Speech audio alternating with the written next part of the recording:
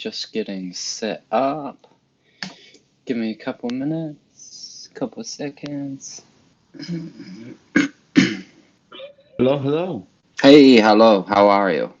I am doing fine. Good, good. How is the weather over there? Decent. Yeah, not too cold, not too hot, something in between. Nice. That sounds Yeah. very pleasant. Oh, yeah, It's it gone is. very cold here in the last week, couple of weeks. How cold? Oh, that's a good question. I guess down to -4 in the evenings and about 1 or 2 in the day. Wow. Is it snowing? There was a bit of snow, quite a bit of snow actually, a couple of days ago, and it's still stuck around a little bit.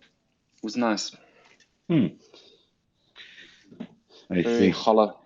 Do you have any plans for winter vacations? Survive. That's about it. Try and keep us warm and stay out of trouble as usual. Yeah, sounds like a good plan. What about yourself? Yeah, same. There is this Chinese curse, sounds like wish you lived through interesting times. Ah, okay. Yeah, this is kind of what I feel is going on, like interesting Yeah, times. to say the least. Every time I open any news outlet, I'm like, what the hell is going on out Yeah. there? Like, should I even step outside without a helmet? Um, yeah, so I think today is going to be relatively slow space, as I see from the attendance and also from the events around the industry in general and Beam in particular. Everybody is kind of preparing for holidays in some way. In Israel, it's Hanukkah, so everybody is eating a lot of pastry. There is this kind of traditional, I don't know how to call it. It's basically like a circular thing with some filling inside of Okay. it. Yeah, and usually or like historically, it was like something simple, but these days with all of the kind of fancy ideas going on. So like every bakery is trying to outdo the competition by creating, very sophisticated, like filled with different fillings and toppings and all that. And it's like really, they present it as the winter collection of 2022. Like you would not believe it. Um, yeah, so like you can go around town, like choose your poison in various Yeah. bakeries. Next I'll be handing out NFTs with them. Yeah, yeah. I mean, it's really going this way. Tel Aviv, if you are following the news, slipped to the third place in terms of the most expensive cities to live in. Nice. We were the first. Oh, I mean, it's unbelievable. Like, I don't know, like if you have ever been, but like being inside Tel Aviv, you would never have believed it. But the prices here are absolutely crazy, like for yeah. everything. I mean, Have you unbelievable. have you noticed like prices getting even crazier in the last year or so? Yeah, definitely. Definitely for like real estate, flats, houses, like to rent, to buy, went up, I think, like I don't know, maybe 20%, something crazy, like 10%, Yeah. I don't know. But yeah, everything is rising. And the funny story about Tel Aviv is that for the last, I don't know, 200 years, they're building a kind of underground something here, like, should have been like an underground, but it's basically a tram that goes like halfway on top of the city and halfway like in underground inside some Yeah. tunnels. And the idea was that it should really improve the situation with the traffic because the traffic has been terrible. There are a lot of jams everywhere and like so what happened this construction process is that they have dug up like the entire city. We now have more digs than Rome. I don't know. It's unbelievable. Everywhere you go, there is some construction going on. So it became much worse in hope that one day it will become much better, but that day is still kind of really far away. Yeah. and decide the center of the city and make it kind of green zone where you have to pay special price to get in there. So there are a lot of mess going on. And yeah, that's why we have decided to move to some house a little bit further away from this mess. So next month we'll be moving to a kind of further away location somewhere in the Mediterranean, like a small kind of village thing. Nice. Yeah, so that's the plan for us. So we're kind of preparing to move. Exciting times. And can definitely relate to like the green zone charges or whatever. I don't have a car, but if I did and it was 15 years old or something like this, every time you drive it, you have to pay 15 quid because I'm in some green zone. Every trip? Yeah, like every so if you Oh use man. it, Oh, yeah. So I'm not gonna buy an old car and probably not gonna buy any car. I would take the train. no, like at least you have in London you have decent transportation. You have the underground is really covering the Yeah, city, and it's not the case here. Here it's all yeah. buses and shouting uh, and honking, which is mostly cultural thing. People here really like this. If you on the in the lights and the light is green and there is like 1/10 of a second has Yeah. passed and you didn't move, that's it. And That's the and end. and you kind of have to like I in Dubai it was a little similar like honking and stuff and I went driving with one of my friends who's English and like kind of quiet and like softly spoken and this stuff but when he was driving he was just brap, brap, brap, on the horn all the time. It was kind of fun. I kind of uh established a new love for honking the horn. Yeah, I mean, it's nice when you're visiting, but when you are living inside this mess, yeah, True. that's something else. Uh, okay, so despite being slow news week, some things did happen, and I would like to kind of talk about them. Um, Less about Beam because we are planning two things. First of all, as you know, there is Beam birthday coming up on January the 3rd, and we are going to publish a roadmap update with a lot of information about what's going on and where it's all headed, and probably. Next week, we're also going to dedicate a space to kind of in-depth discussions about Beam. I know that there are a lot of different sentiments in the community about enabling and disable confidential assets. We will address all that. I promise. We're not avoiding the subject. But today, I would like to mostly talk about something kind of more global, but still very, very related to Beam, weirdly. And what triggered this kind of discussion was this extremely, I would say, strange um, proposal that was submitted to the United States Senate. It's called, and let me quote here, the Digital Asset Anti-Money Laundering Act. Have you heard about that? Yeah, I had a brief look at this today. So it's crazy. I mean, like any way you look at it, right? So basically, what it says is, listen, if you are developing tools, like, I mean, okay, if you are laundering money or if you're operating a money transfer business or whatever, yeah, I can understand. But even if you're a developer, it seems that, like, it says that you need to track every user, everybody who is using the software that you have developed Yeah. and identify and record their personal information. That's why probably we have so many listeners, so few listeners because like they know they will have to We, submit their we their KYC at the end of the space. Yeah, it's absolutely insane, and it's kind of I think partially motivated by this FTX story, but the thing is that it has absolutely no way of preventing uh, FTX style situations because FTX was eventually about a very simple misuse of customer funds to finance your own uh, poorly considered investments, right? Basically. So that's what it was. And it has absolutely no relation to cryptocurrencies and obviously not to confidentiality Yeah. in general. The guy was arrested, by the way, from what I heard, and it's very interesting to see like what go on because it turns out like all this time they had these secret indictments that they kept kind of didn't publish them until like the moment that they arrested him.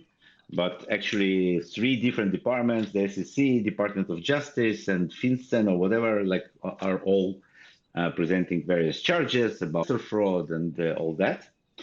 So yeah, it is going to be a development. But regardless of that, the crypto is just being piled on by politicians, um, basically trying to control, I don't know, things that are absolutely absurd in this Yeah, and specific it's case. really, like you mentioned, it's really weird to be attacking crypto in a regulatory manner, given that like what's happened recently with FTX and a few other things has pretty much nothing to do with crypto, in its essence at least. Like, I mean, it's a centralized exchange, and they were just doing weird, fraudulent stuff that can happen anywhere. It's not kind of solely to do with crypto. I mean, it's happened in traditional finance and this kind of stuff. Obviously, like there's not a huge amount of regulatory kind of standards in place for central changes in this. But even if there was, and they were, I mean, from what it sounds like, they were just doing whatever they wanted anyway. So I mean, Yeah. the people that are breaking the law aren't gonna not break new laws that you put in place. Yeah, so that's exactly the point. So the thing that was happening at FTX is actually uh, exactly opposed to all of the guiding principles of Bitcoin and cryptocurrency in general. Because when you are talking about custody, for example, which is one of the um, most, I think, kind of interesting topics that are developing as a result of fiasco with FTX, is the fact that people understand now that even if it seems like a very large institution, and after all, FTX was considered the number two exchange in the world, uh, it does not really guarantee anything. So this very basic principle of not your keys, not your funds, is suddenly, becoming more obvious to more people after they are losing their money left and right, being locked in all kinds of strange organizations, FTX being one of them. And there is a kind of stampede to withdraw funds into all kinds of wallets. The problem is that in today's world, it's very difficult to manage the self-custody mechanisms. Yeah, if you are like a private person like you or me, we have our keys, we keep them safe, we buy a hardware wallet. But if you are an organization, um, it's much more difficult, and there are no good solutions out there today. Like there are some, but they're either very expensive and difficult to manage, so they're only appropriate for really large organizations like banks or exchanges. But if you're like a small organization and you're trying to keep your crypto safe and use multi-sig and manage your keys properly and understand what to do when somebody is fired or leaves the organization and how to reassign their keys and resign all of this stuff. So it's very, very difficult to manage, Yeah. which causes a lot of problems. Yeah, exactly. I mean, it's especially at this stage, like I assume in a few years from now, there'll be far more solutions for smaller operations and this kind of thing. Like even looking a few years in the past, there was even less than there is now. Yeah, that's right. It is correct. I hope so. Yeah, a lot of organizations and companies are working in this direction. So using MPC as part of the solution or other mechanisms that allow you to manage shared secrets. But it's still very very kind of I don't know how far it is, but like the technology is there. But to make it ubiquitous, to make it usable, um, it requires time, both in terms of the awareness that people know how to work with these things. Um, yeah, so it's definitely going in the right direction, but it's definitely not there yet as Yeah, well, right? absolutely. So so this is kind of one basic thing that people still kind of understand. And now, at least with that awareness, like more and more projects, when they consider, developing some solution in the crypto world, they understand that people would probably like self-custody and would like to control keys or this. So this is a positive outcome, I would say, or positive thing that we can see, like following this crazy fiasco. Um, Another thing is that people are also, becoming more aware of these, I would say, benefits of transparency, like not in terms of everybody should know everything about you, but in terms of you should know what's happening with your Yeah. funds, right? Because when you are using a centralized service and you have these terms of service, which was, by the way, one of the main vectors of attack used by US of Sam Bankman-Fried over the last months, that he was doing this weird campaign with the press, telling them how he didn't know about $10 billion. Yeah. And he said, yeah, like it did say in the terms of use that we are not supposed to use your funds for these purposes, but we just mislabeled a few accounts, and these funds got. So when you are using a DeFi protocol, even though it's far from perfect in terms of the tools that you have today to monitor your holdings, you still have, like paradoxically enough, you have more visibility into what's going on with Yeah. your money. You have less, like, how would I put it? It's kind of a different type of danger, right? So in terms of control, like how much you do have control, but you need to understand a different set of things. Like, for example, when you are going to a centralized institution, you need to understand how it's regulated, how it's operating, etc., what reputation it has. When you go to the decentralized protocol, you need to understand how it's built, how it's operating on the more technical level. But it's something that, at least for, like, I would say, people with technical knowledge, people who can, it's open. You can read the code. Like maybe you can't, but somebody can. And if there is enough people reviewing, auditing, and testing these protocols, it's better than having a completely opaque system that you just have to trust on some level to manage your funds. Yeah. Exactly. Yeah, so this is something that I think also will bring more awareness, which is good, towards decentralized tools and how they can be used to increase your level of safety and eventually allow you to manage your funds, digital assets better. Yeah, so another interesting thing, and this is something that is not directly related to FTX, but it is related to, you remember this Robinhood story with the GameStop? The one where they had a bunch of people buying like options and then they stopped trading. Like you could only sell or something like this. Yeah. Yes, it was this kind of a short squeeze where people were running a stock kind of the price very high so that the short position would eventually run out of collateral to post Yeah. and fold. So this is something that I always kind of thought about as, rare occurrence or like or a problem with management because they stopped trading and then people got frustrated. But recently I heard another perspective on this story, so I wanted to kind of share this thought because I found it really kind of interesting, not something that I thought about before.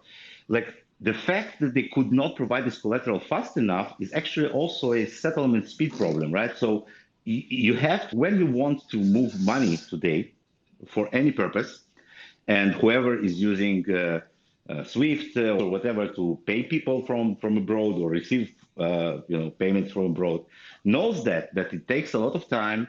You go through several banks in the process. Sometimes money gets stuck somewhere and you don't receive it. And it's difficult, right? It's time consuming. It's not simple. It has to go through a lot of hands.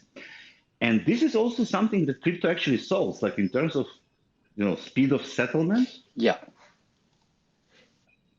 And it's a positive kind of it's a very positive aspect. Like if you establish a system which is both reliable and much quicker in terms of having less intermediaries, having less hands to that your money has to go through, and all of this bureaucracy that is involved, it can actually help you to get out of such situations when you need to suddenly post a lot of liquidity, and it takes a lot of time to gather it from somewhere. Um, yeah, so that was something that I kind of haven't thought about before, right? Yeah, it's an interesting point. And I mean, like it makes sense for crypto and like this kind of always online for transactions and this kind of thing, especially now, like everyone's lives are so ingrained in online communities or social media and this kind of stuff, and they're always like in communication with one another. And then if they do want to send some money or whatever, they need to use their bank and they have to wait for their bank to send the transaction, or they need to go into the bank and sign off on it, because nowadays it's difficult to even send money from one bank to another. And so it makes sense for it to be more like real time and as and when you wish. Absolutely. So before we go, like talk about a little more about social media, and this is like one of the topics that we wanted to discuss. Um, in Israel right now, there is a lot of kind of new banking applications. You know what I mean? Like kind of digital bank, or like send somebody funds or whatever. Like, is this something that you also Like see? transfer wise and these kind of things, like challenger banks or Yeah, but they position themselves as kind of better alternatives to regular banking yeah. services. So you download some application, and then you can deposit funds there. You can send funds to your friends there, and do all kinds of simple financial operations. Now, obviously, it's not a replacement for the bank. It's actually this kind of a layer on top of a regular bank Yeah, they service. kind of operate under the umbrella or whatever of rank in many cases, right? Yeah, usually, or in many cases, these applications are also created by the Yeah, banks, or the companies are acquired by banks to operate these services. But they all trying to position themselves as kind of better. Your bank is old, like we are the new yeah, wave. And it's strange because how can you improve, a service when essentially what you're doing is using the old service and just wrapping it better? But when something goes wrong, you're still in the same yeah. situation. Like paint, like having an old shitty car that can't go fast and then painting it bright red or something. Yeah, yeah. Attaching this wing, like this. You see this old, I don't know, Toyota with this huge wing in the Yeah. back. Yeah, no, it doesn't make it No. faster. No, something like that. Right Yeah, idea, but it's poor execution. exactly. Yeah. So with the social media also, like we now have something very strange is going on. So first of all, Twitter, I don't know what they're doing. Blocking accounts, unblocking accounts. There is total chaos there in terms of I don't know how to put it in terms of like even providing the standing of what become once this strange transition is Yeah. over. Uh, they recently, I heard, I didn't confirm it, but I heard they recently fired their team responsible for like censorship or something. There was this story about it. So I don't know, like it's something strange is going on. Um, like or news like Elon Musk blocked the Twitter account that tracked flight of his private plane. Yeah.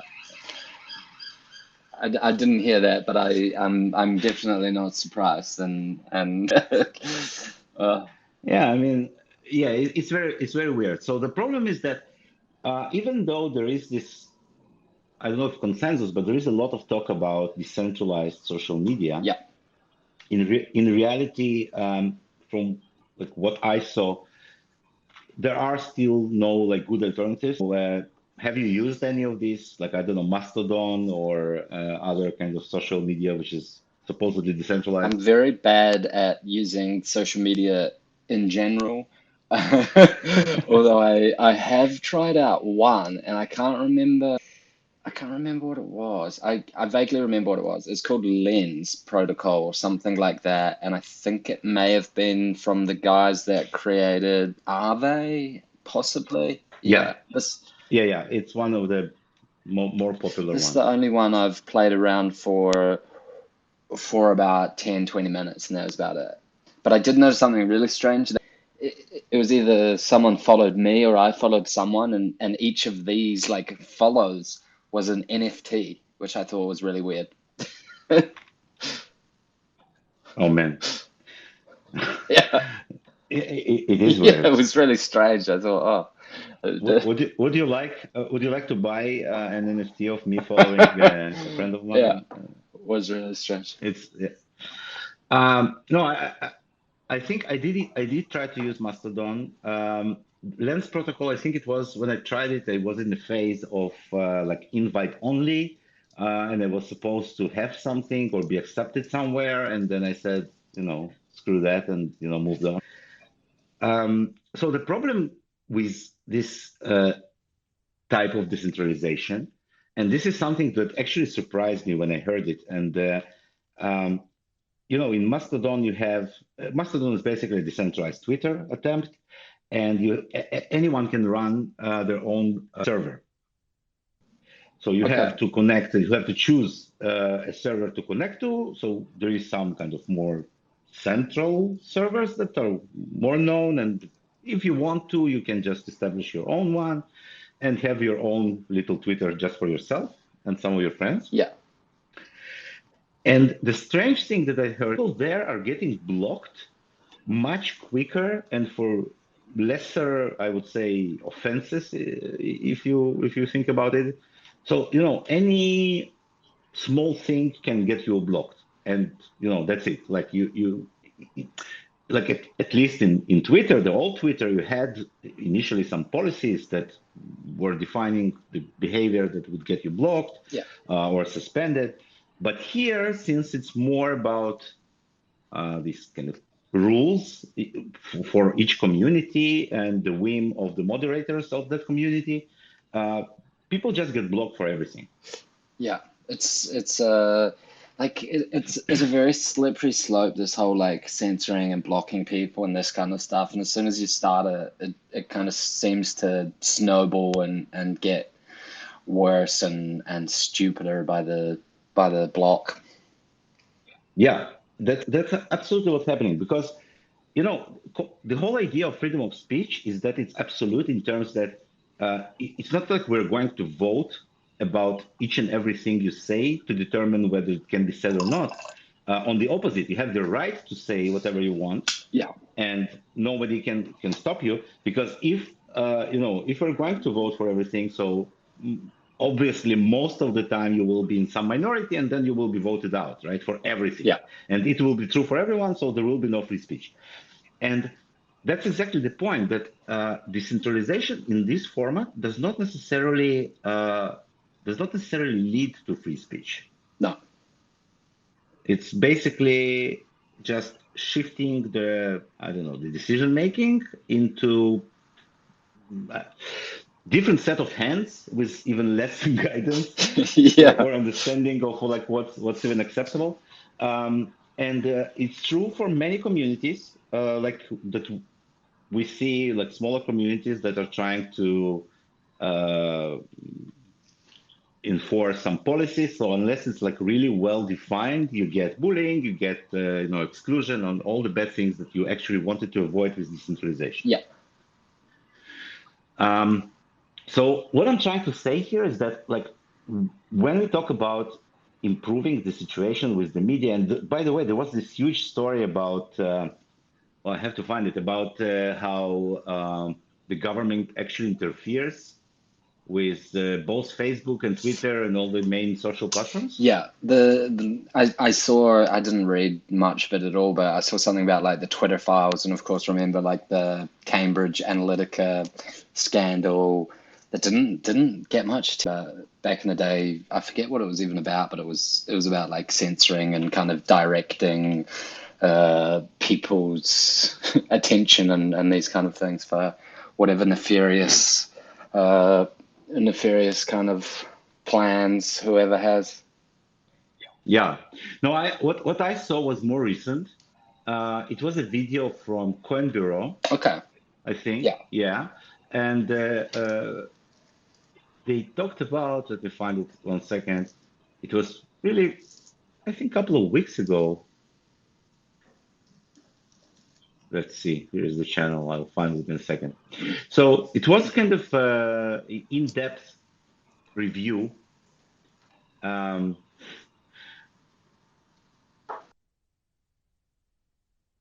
well, obviously now I can find it, right? I'll find it. I'll tweet it when I find it. But Cool. the thing was that several journalists published uh, kind of journalistic investigation of the relationship between the government, especially states, and the social media like Facebook or Twitter. And it started back in the, if you remember the story about Russian intervention in the presidential elections, and that they tried Yeah. to use bots to influence people's opinions and all that. Yeah. So it started back then. And then it was supposed to be just kind of limited to this specific topic. But, like it usually happens, it didn't stop there. It basically continued to expand. And then they said, oh, and what about the COVID? Yeah. You remember the story about all the COVID fake news and all that. Yeah. So, or, fake news to someone's opinion. So that it happened there. Okay, I found it. I'll send it to you, and maybe if you could tweet it with the space. It's called the Ministry of Truth. Yeah, the Ministry of Truth is real, and it's really a good overview of the report that they published. So basically, what they said, okay, now that we had this intervention and now we had the COVID problems, let's just establish this new organization which is responsible for monitoring the social media and talking to them about what's appropriate and not appropriate and what is you know what's the truth today, basically. Yeah. What's fake news and what is not. And it's becoming more and more difficult to discern what the truth is. Like it's hard not it's hard to feel like people aren't trying to mislead you in almost every way possible. And I Yes. don't feel like this was such a problem like 10 years ago. I mean, maybe there was a lot of kind of stuff going on, but people were more oblivious to it, or it was less common, probably a combination of the two. Yeah, no, it's a combination of factors. So first of all, we rely much more on online information. And I think the best example of that is my father. My father does not trust anything online. Like, for Yeah, example, if you want to know who invented the light bulb, you go to the Encyclopedia Britannica or whatever the encyclopedia that's like the best in your country. yeah, You go to a bookshelf, you take this book, and then you open it on the right page and you read, right? Because wait a minute, what do you mean Wikipedia? Wikipedia? Like who said that? Who edited that? yeah. Uh, Anyone? Oh no. anyone? Really? Really? You're going to trust information that anyone can edit? And there is something about it. Like, listen, here you can see the list of people who are all academics with high degrees from, I don't know, Oxford or whatever, and they have put their name on the line and they said, yes, that's who invented the light bulb. We can claim that with authority. Yeah, And kind of generational shift that like I feel completely okay with reading something in Wikipedia because I have some I would say mechanisms that have developed over time to try to distinguish between something that could trust or like at least, trust more and things that I can't. For example, when I'm reading about current events, right? Something that's happening right now. And I know that it's not the final opinion, it's just some bunch of opinions of people who probably are on either side of this problem. And I know how to try to balance that. Yeah. But when you go and you who invented something, 200 years ago, there's probably less less arguing about who that was Yeah. in some cases. Yeah, so it's very, very different.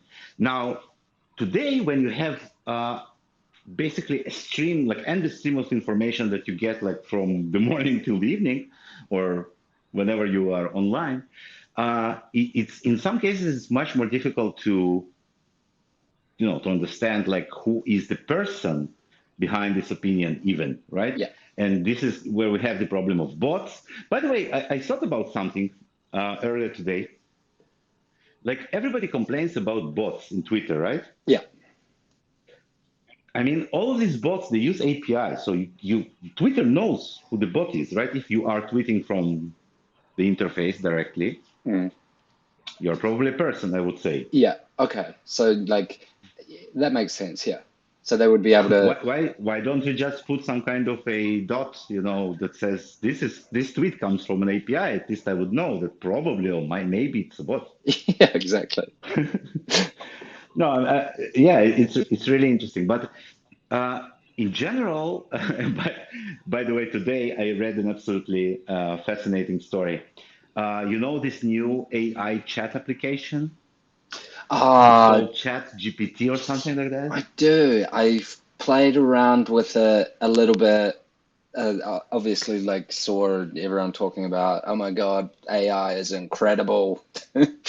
So So it turns out some people uh, some people are tried to generate answers for Stack Overflow. Stack Overflow is a platform which is used by developers, software developers around the world yeah, for questions and answers about specific questions about programming, and it's very popular and it's very widely used. So, for example, if I want to check like how to do something in Python, I go to Stack Overflow and I say how to do this in Python, and you have a bunch of answers, yeah. and you use them to either copy the examples that they provide or understand better. So people use this AI chat to generate answers for questions about programming. And eventually it was blocked by the platform, at least for now. And the reason for that, and this is amazing, the reason for that was that it generated answers that sounded correct, but were actually misleading. Ah, okay. Because I mean, like it's a language. It's made from language, right? So it's not really. Maybe I'm not saying this right, but Yeah, it's like it's not so accurate, but it's like precise enough for it to look good. yeah, yeah, yeah. Yeah. It Okay. sounds convincing, Yeah. but it's actually saying nonsense. Yeah.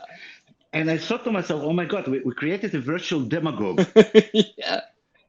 This is great. Uh, and sometimes it happens in real life. You run into a person, he says something that sounds like vaguely rational, but then when you try to think about it, you get nowhere. Yeah. And this is basically the machine version of that, right? So it can connect words in order that sounds semantically and syntactically correct, but the meaning is not there. Yeah. It's Now, lacking intelligence. yeah, exactly. So when you are talking about programming, it's relatively easy to detect because, uh, you know, uh, eventually it either works or it doesn't. Yeah. But when you're talking about more complicated topics, and many years ago, even before this whole AI thing, there was an interesting research, and there is even a book published about it, and it's really funny. So basically, what they did, these researchers, they took, I think, specific passages from different philosophers, Okay. mostly modern philosophers, Yeah. and uh, I don't exactly remember what was the experiment, but they tried to understand whether there is any sense in what they're. Yeah. And in many cases, there was like virtually none. Yeah. No So surprise.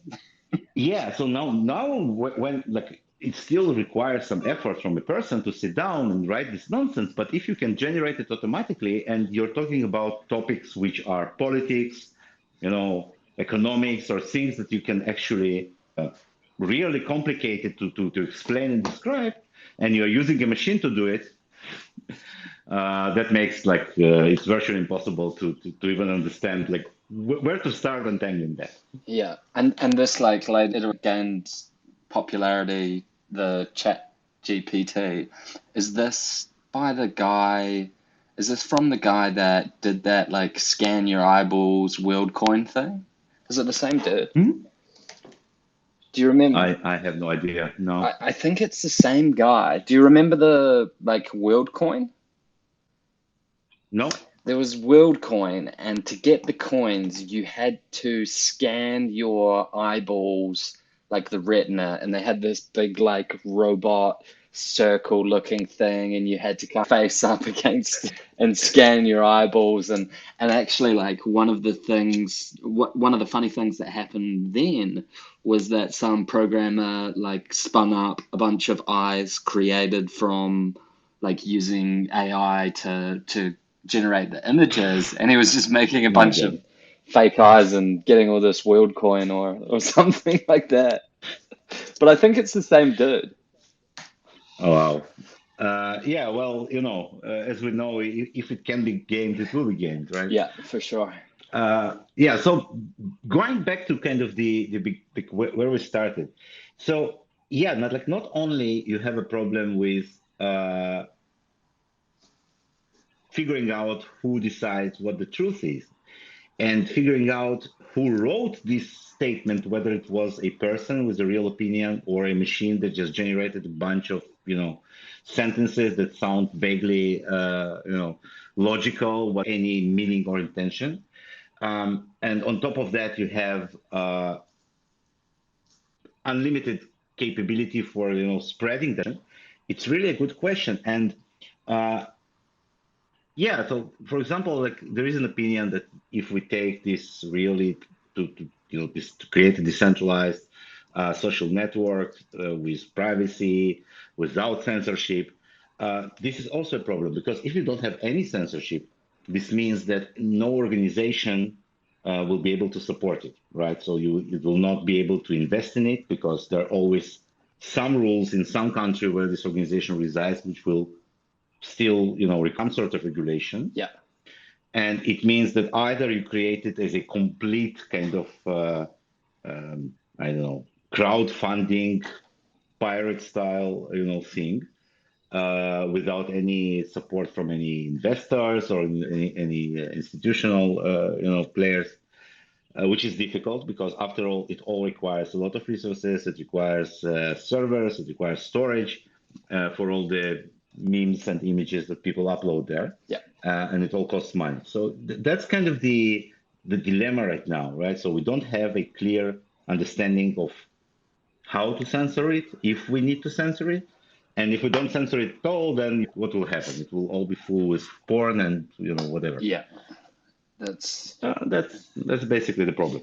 yeah, and like it's with anything that's like uncensored, it seems to it seems to really speed run into like the worst kind of content available. Yeah. Now, approaches that were proposed or like somewhere is that you have you have a decentralized infrastructure, but the front ends, basically the access to that infrastructure is monitored. So, for example, let's say you have an infrastructure where all tweets reside without any censorship whatsoever, but there is an official client that only shows you the things that, let's say, Twitter shows you today, right? Yeah, Now, the problem with that approach is that uh, the way today's regulation works, even for storing something that's illegal, even if you don't like, unless it's completely out of your control, like what you store. You know what? I'm not sure even about that. Like, for example, um, when you store some encrypted information that you don't know the contents of, like, are you still responsible for it? It's an interesting question. Yeah, I don't know. Good question though. Yeah, so but if you know in any way, you're responsible. That's for sure. Yeah, That's why all of these social networks go through very strict, mechanisms to avoid things from copyright infringement up to, child pornography, God forbid, or whatever. yeah, So, uh, but so in fact, like if we think about it, like if you really create environment in which you can store information and you can get paid because you have to get paid for storing this information, otherwise you will just waste your resources and waste your money yeah, on whatever. But without the need to be responsible for what you're storing, and then only provide access to whatever you want to have. Like, for example, I'm not sure myself that I really want to be part of this completely anarchistic kind of, social network. Not necessarily. I maybe want to have this option, but on a daily basis, probably I will still stick with something more conventional. yeah, Um, so that's probably the only way to even get to this point where you can say, yeah, this one uncensored, you can put whatever you want, and then you as a consumer decide what is that you want to consume, and then you face the consequences as a consumer, but at least you have the option. yeah. And I guess like in a way this is good because it allows you to like kind of curate what you want to see and how you want to see it and this kind of stuff. Yes, absolutely. That was like, the original intent, like who you follow, right? You Yeah, basically follow people or organizations or projects that you're interested in. The problem is that in the current situation, even before you decide who to follow, some of this information will be either removed or shadow banned, which is very effective practice. yeah, This is, by the way, also a very interesting question because even though we can imagine decentralized like network as a social network mechanism, but it's much more difficult to think about decentralized search. yeah. What, And yeah, why is decentralized search uh, a more difficult concept? so it has to do with the way search architecture works. So you have to kind of collect inputs from many different sources into some, I would say, central location. It can be decentralized, like on an architecture level. It can run on many different computers, but eventually, when let's say you go to Google and you search for, I don't know, a car, right? Yeah, Now, this is exactly this where the problem starts because let's say you have a perfect page rank. Perfect page rank says uh, whoever provides like more relevant content for you, so it was kind of searched more, clicked more, upvoted, whatever. This is the first result that you're going to see. yeah. Okay. And once again, whoever does this calculation, it has to like it's still centralized. You cannot do this calculation in a decentralized way. Yeah. Could you, like, would one kind of alternative be to having more open and transparency around like what the search is doing and even have like a couple of options as to which search you're using? Uh, yeah, we kind of been there a few years ago before Google took over everything. Yeah. We had Yahoo, we had Alta Vista, Bing. um, I saw I Bing. saw someone Yeah, I saw someone using this in a shop the other day and I was very surprised that anyone was using Bing. it's like this joke goes like, "What's a Microsoft Explorer?" Windows. Yeah, so Microsoft Explorer, it's like downloader for Chrome basically. You use it to download Chrome, and then you're off. Yeah. So Bing is the yeah, to find the better search engine. But in terms of like the algorithms that are used, it's more to create this in a decentralized way. And there is always somebody who needs to rank to calculate like what to show you. And uh, in case of Google, obviously, it's a for-profit organization, and it uses this search to generate profit. And the way they generate profit is by showing you ads, but, and this is also kind of the problem, by organizing the results, because the amount of people who go to the second page in the Google search results is practically zero. So if you are looking for something, it has to be on the first page somewhere, and otherwise you will never find it. And this gives whoever controls the search a lot of power because basically, when they want to hide some information, they don't have to remove it from anywhere. You will just not be able to find it, Yeah, that makes sense. which is completely equivalent, right? So who cares if there is some website that tells you the truth if nobody can get to it? Yeah, and this is like this is one of the problems with trying to like discern what the truth is and find like information that you can be okay to like settle on. Is that like with the internet and social media and all of this stuff, there's just so much information to wade through that you do pretty much have to rely on like the likes of search engines and this kind of stuff. Absolutely. Now, just to add a kind of another problem on top of all of these problems is that the recommendation algorithms that are used today, what they're doing is they're basically narrowing your point of view because they're showing you things that you like and not showing you things you don't like. Yeah. So if you click enough likes, you just basically will never see an opposing point of view ever again in your life. Yeah, I've noticed this on Twitter when I use it. Like, if I start like liking someone's tweets, then I just keep seeing them like more and more, and so I'm like snowballing into just having a feed of a few people. Yeah. No, Twitter is a nightmare. I mean, uh, like, let me give you an example. Weirdly, like, I just never see tweets from my wife, even though like sometimes I like them. I go to her feed explicitly. They never show on my feed. Strange. I have no idea why. But it's very weird. Yeah. Like usually she's posting photos of her cats, and I'm liking the cats, right? That's what I do. Yeah. That's what Where's for. the cats? Put the cats on my feed. Exactly. And then she says, "Why didn't you like the latest photo of our cat?" And I'm like, "Whoa, it never showed it to me." I mean, okay, I will have to go. You're not following me close enough on Twitter. Yeah, that's how this kind of that's how it starts. Um, okay, so we are almost at the time. So what I'm like would like to say is kind of closing remarks is a couple of things. So first of all, the fact that we're not there yet doesn't mean that we should stop trying, right? Yeah. In terms of understanding how to create a better decentralized uh, world, both in finance and social, that's for sure. And also, I think that a lot of interesting technologies that we have in Beam today can be used during this process. I think there is a kind of importance for anonymity, at least, or at least understanding how this identity works in terms of being able to distinguish between real people and bots, and between people who you do want to follow and understand their opinion and not.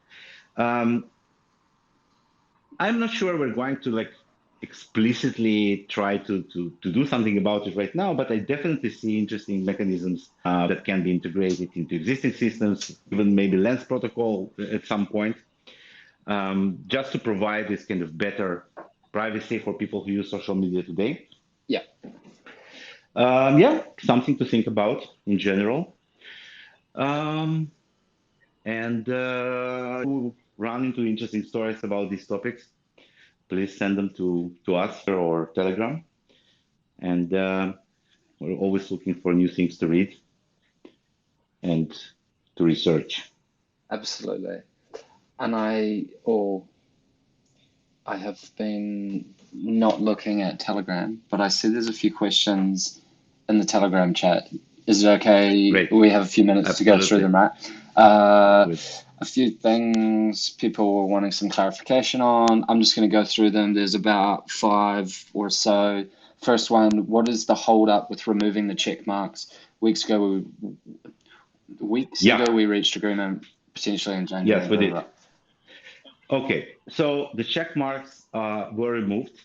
And if you still see them right now, it's because of a caching problem. So it was not enough, turned out, to just remove the ones that said, yeah, this asset is checkmarked.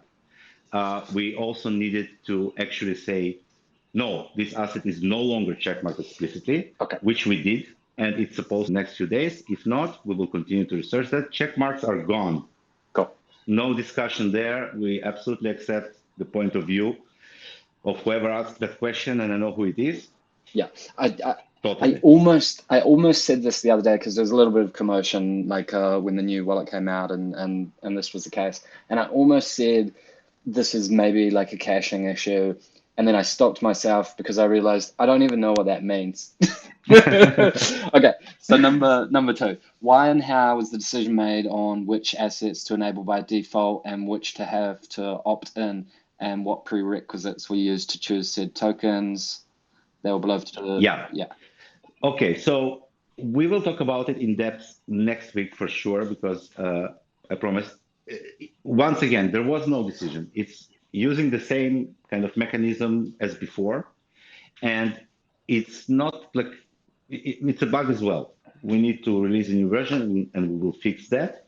We're waiting for a few more changes to put into that, just not to make like, a release with just one update. But we still need to decide whether we want to have everything on by default or everything off by default, because from what I understand, any option in between of deciding what is on and what is off is like off the table. Yeah, and I reckon like at this stage, this is just my personal opinion. I reckon at this stage it would, or rather, it could be okay to have everything like on, but soon it will become like too many assets. So being off by default will probably be better.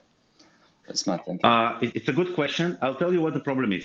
Now, there was also a suggestion to turn on whatever you're currently having, which is okay for existing users, but it's a problem for new users. Yeah, And also, we have to take into consideration that once we have, let's say, the DEX, and you have liquidity in some pool, and you will be issued an LP tokens. yeah, So it's a problem if you enable the asset the moment you receive it, because then you will be airdropped shit and it will be enabled by default. yeah.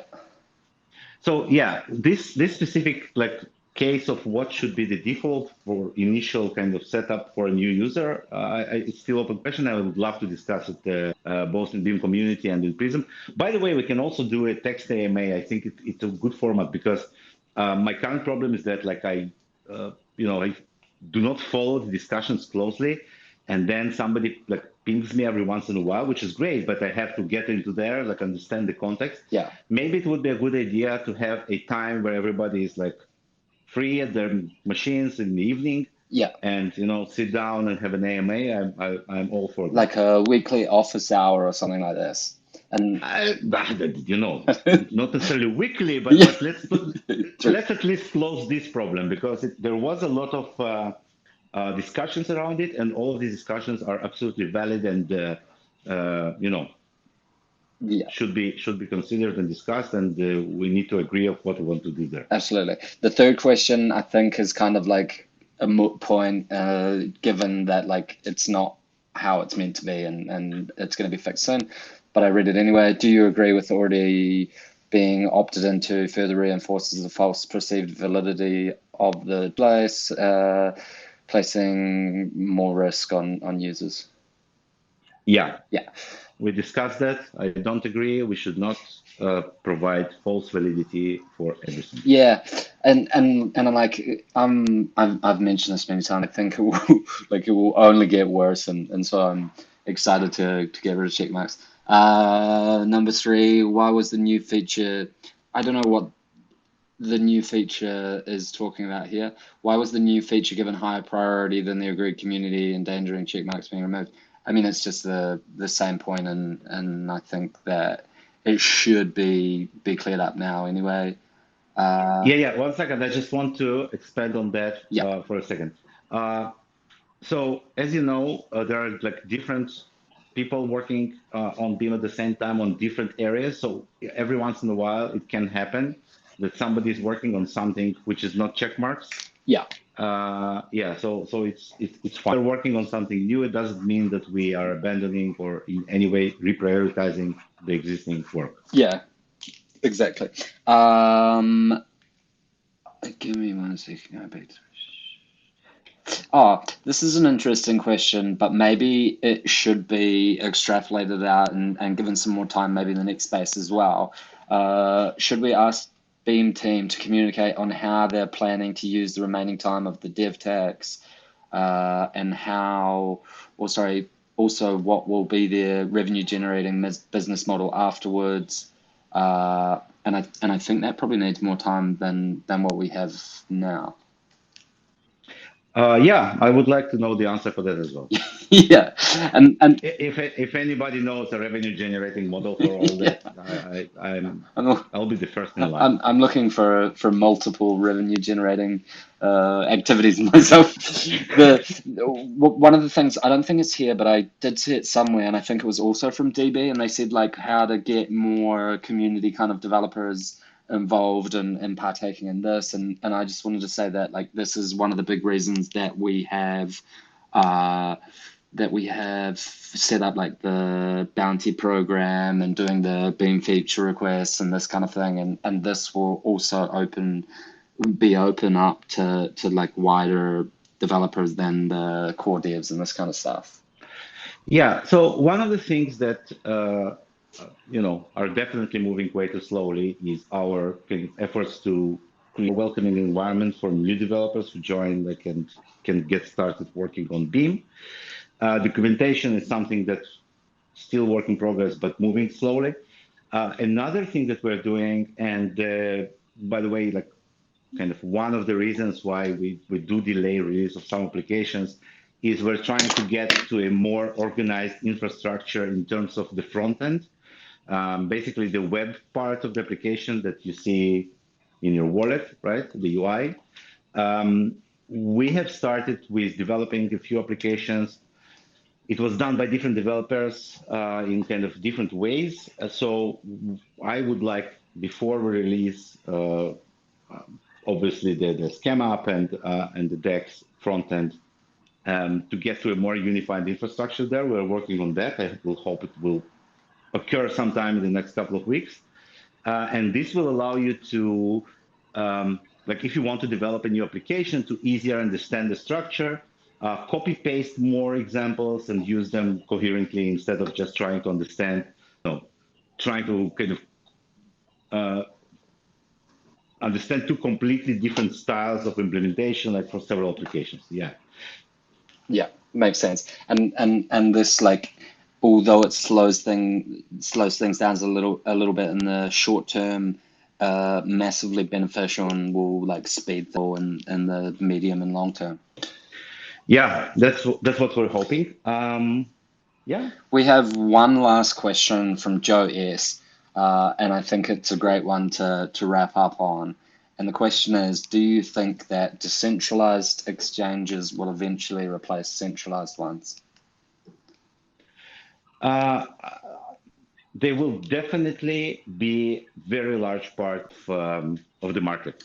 Yeah. They will not replace because in some cases centralized exchanges just answer kind of different questions. But I think that this kind of balancing mechanism that invented by Uniswap guys and then widely adopted, I think it's absolutely genius. Yeah. I think it provides a great infrastructure to trade without intermediaries. Um, and this we see like every day, like I see kind of more projects that are trying to take this into different directions, expand this model, create new variations, create new kind of algorithms and mechanisms to balance, different liquidity pairs. Yeah. So, for example, like Uniswap V3, which is one of the more kind of widely used variations today. I think the Uniswap V2 is less used than V3 today. It's absolutely brilliant in its complexity. Like if you're trying to understand the mess behind this and like how it operates with this non-fungible liquidity, when you put your liquidity into a specific range of prices and then you rebalance it every once in a while when the price moves. Very complicated stuff, and like just one of the many improvements done over this mechanism. Yeah. And like I want to back up. and give a very brief thought on this is that like there will always be demand for centralized exchanges, but I hope that like decentralized exchanges start to take up an even greater market share than they've already started to do so. Sure hope so. Wicked. Yeah. All right. So thank you very much for being here. Let's set up a, probably early next week, sort of kind of discussion about how to finalize the topic of uh, asset enabled or disabled by default. Yeah. And then we will release the version that will support it. And by the time we will also have some additional improvements there. Wicked. Sounds good. Yeah. Thanks a lot. And thank you, and thank the community for all of the great questions and feedback. Okay. Wicked. Thanks. See you guys. Bye bye. Bye bye.